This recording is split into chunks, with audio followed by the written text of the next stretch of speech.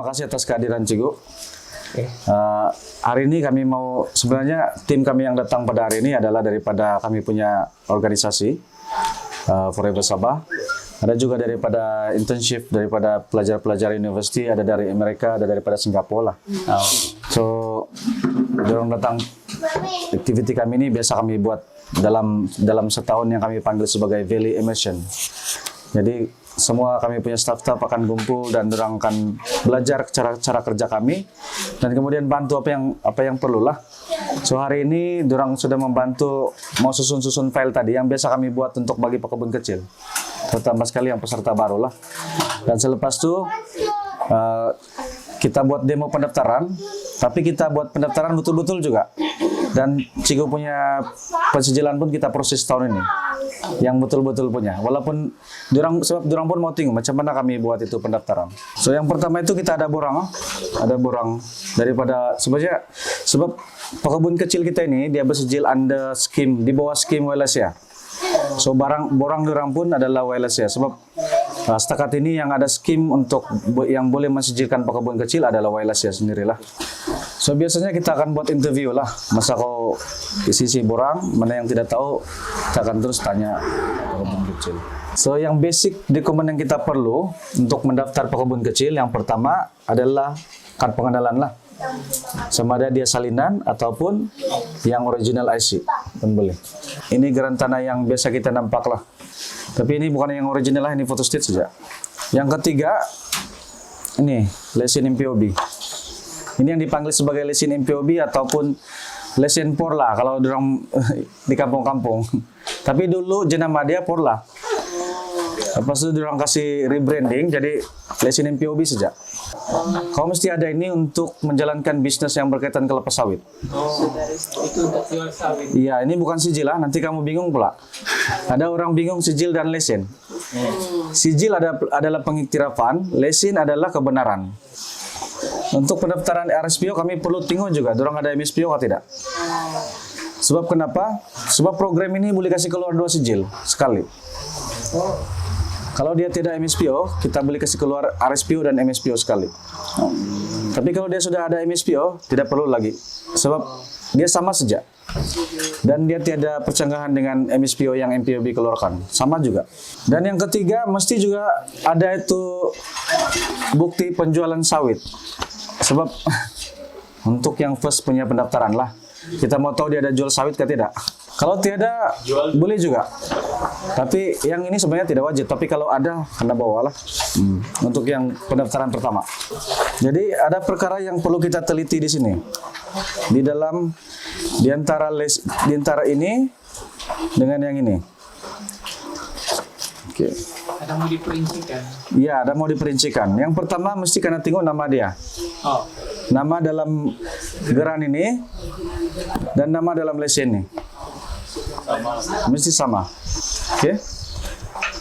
Kalau saya tengok sini ada case yang sama kan? Ada. Sebab geran itu dia pewarisan. Lepas itu kita kena tengok di belakang lah. Kalau macam bapak dia punya lesen, kita tengok di belakang, paling belakang kalau ada sudah proses penuh pewarisan. So itu oke. Kalau tiada dia mesti urus tu pewarisan baru dia boleh kena proses pensijilan. Jadi bermakna walaupun tanah bergeran bapak dia, kalau nama dia dalam geran ini belum ada ganding nama ataupun pewarisan, dia boleh beli guna ini untuk disijilkan. So tapi ini tidak masalah sebab nama si Cigu 22. Oke, tidak masalah. Oke, perkara kedua yang kita akan tengok dia punya nomor geran. So nomor geran ini ada di sini, NT, Native Title. So geran ini ada banyak jenis. Dia ada CL, Country List, PL, NT, Native Title, TL, Town List. Lepas itu ada FR, Field Register. Sama ada NCR, tapi NCR tidak geran. Dia tidak geran. Dia pengiktirafan saja. Macam kalau ada buah-buahan di situ, dan kau klaim itu NCR dan disahkan oleh Jabatan Tanah dan Ukur PPSC di peringkat daerah, baru dia akan iktiraf bahwa itu kawasan adalah tanah hak asasi. Tapi dia tidak geran dalam bentuk geran tuh. Habis itu ada keluasan jalan. Tapi sekarang ada yang dipanggil sebagai pantas, dia ada kasih keluar geran tarik. Dia punya nomor sini, mesti sama dengan yang terdaftar di dalam ini, dalam lesen MPOB. So kalau saya tengok sini, nomor geran dan nomor geran di sini dan nomor geran dalam lesen MPOB yang terdaftar sama. So ini tidak masalah. Ketiga, keluasan. Keluasan garansi Cigo ini 3,828 hektar. So dalam MPOB dia tidak boleh kecil daripada keluasan di sini. Dia besar tidak masalah, lagi besar tidak masalah, tapi jangan kecil daripada dalam geran yang dia akan register untuk pensijilan. Kalau geran dalam pensijilan dia akan ikut keluasan geran. Dia tidak akan ikut yang perumahan. Tidak. Dia akan dia akan kira keluasan itu geran untuk disijilkan. Tapi kalau LE dia akan kira mana yang kena tanam saja. So, maksudnya masa kita mapping, kita akan ambil mana yang kena tanam saja. Dalam file diorang akan lukis plan draft kebun. Di mana bangunan dia, di mana apa. Itu audit akan tengok semua juga. Selepas itu, kalau semua sudah tele atau sudah ngam, tidak masalah sudah. Perkara terakhir kita akan tengok tarik dia juga. Dia masih aktif kah? Sudah tamat tempo. Oke. Kalau saya tengok si Cigo punya les ini, dia akan tamat tempo pada tahun 2028. So ini tidak masalah. Ini cantik. Kalau tahun ini, kau memohon tahun ini, tapi lesen kau sudah tamat 1 bulan sebelum. Sebenarnya itu bukan tidak diterima. Kalau kau cepat urus dia, kasih renew, kasih perbaharui, sebelum audit dia masih boleh diterima. So yang penting ada itu reset bukti bahwa ada reset bukti daripada MPOB. Ada soalan pula Tuan, kalau macam ada geran lain lagi. Ya. Tetapi yang dalam sijil MSPO itu baru geran ini. Contoh ada geran lagi 1, 2 kabur. Mau kasih sijil juga itu. Oke, kalau Cigo mau kasih sijil tuh, mau kasih masuk, yang ada geran lagi 1 itu, tapi syarat dia pertama mesti ada sawit lah. Oke. Lepas tuh kau kena register dalam ini. Macam kau buat pendaftaran lesen pertama, kau kasih masuk saja itu geran kau yang kedua itu. Dalam kau punya lesen ini, dia akan ada 2 geran. Dan keluasan dia akan bertambah. Oh, tak perlu lagi buat sijil MSPO berasingan ini kan, tak perlu. Maksudnya ini lesen. Tidak perlu. Masuk di situ. Kasih masuk sini saja. Jadi terpaksa Cigo kena renew balik Karena berhubung dengan pihak yang inilah yang biasa tempat Cigo buat pendaftaran. Hari itu. Iya, Renew. Jadi kena kasih renew saja balik untuk kasih masuk itu saja. Harga dia yang first pendaftaran pertama itu Rp50 lah. Kalau kau buat pembaharuan sebenarnya ada kapan Cigo bayar baru-baru pembaharuan? Ada juga. Berapa Cigo? Cas tuh yang bikin saja. Sebenarnya sebab sekarang mesti kena buat online. Ya. Diorang ada 2 agent nih. Agent pertama yang jalur lebar, kami panggil jalur lebar. Betul. Kedua ada persendirian, itu memang mahal sedikit dia bayar. Sebab dia persendirian, tapi ada beza dia. Kalau lesen kau sudah lebih daripada 1 tahun kau tidak perbaharui, dia akan start macam mula juga. Tapi kalau kau punya lesen 3 bulan sebelum dia 3 bulan atau 6 bulan sebelum dia expire, kau sudah renew, dia tidak akan ada bayaran lah, kecuali kau pakai Rana. Dan ada tambahan bayaran kalau kau kasih masuk geran baru. Contohnya macam Cigo tadi, dia ada 1 geran lagi dia mau register dalam nih. Nah itu ada tambahan bayaran tuh.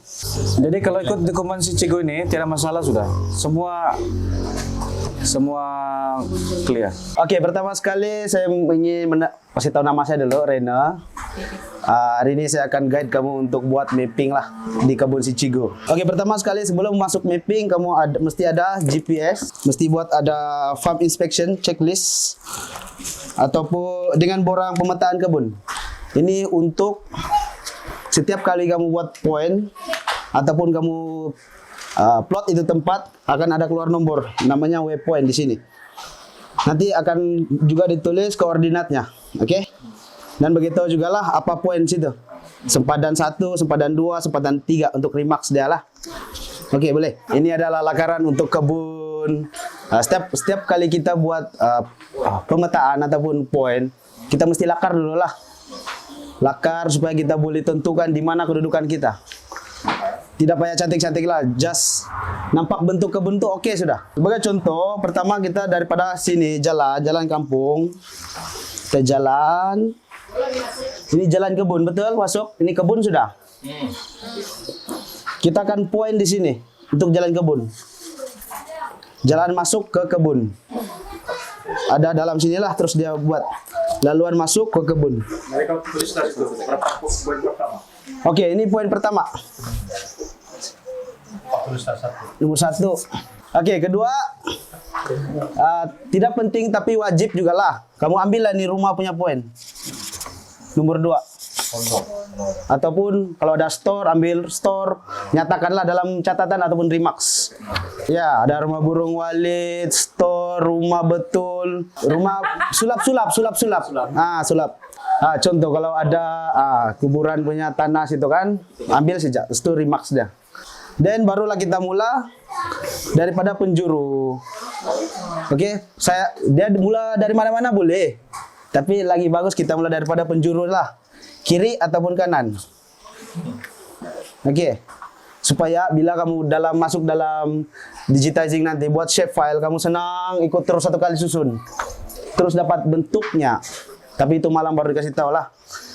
Oke. Petang ini bukan malam. Petang nanti. Oke, first kita akan contoh kita ambil mapping sini ya. 3, yang ketiga sudah. Kalau ikut dalam lakaran ini, saya ada bulat betul. Itu adalah macam oke, kalau kebun nih tidak semestinya semua lurus, kan? Mana ada kebun begitu kan? Yang lurus, yang dikasih pakai pembaris. Itu kalau lurus betul itu di traktor punya sudah itu. Dia bukan lagi pemetaan kebun.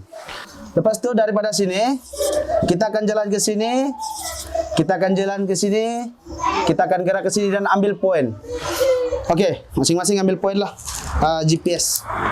Oke, lepas kita sudah round semua nih, dia akan setiap poin nih kita akan peta lah setiap sempadan tuh. Biasanya akan ada batu, kalau geran dia akan ada batu. Kalau macam PT biasanya belum ada batu, dia akan ada macam tanda piket ataupun pancang. Itu bulian lah selalu orang pakai. Buat yang paling tahan dan akan dicat merah lah soalnya. Kalau tiada pun kamu akan nampak itu susunan pelepah. Susunan pelepah pekebun kecil nih kan, dia akan oke. Ini kebun orang, ini kebun dia kan, dia akan susun pelepah itu macam gitu. Iya, jadi macam ada tembok lah, macam itu dia punya itu. Ini saya punya, macam gitu. Dan so on lah sampai habis sampai sini. Oke, untuk draft ini sudah selesai.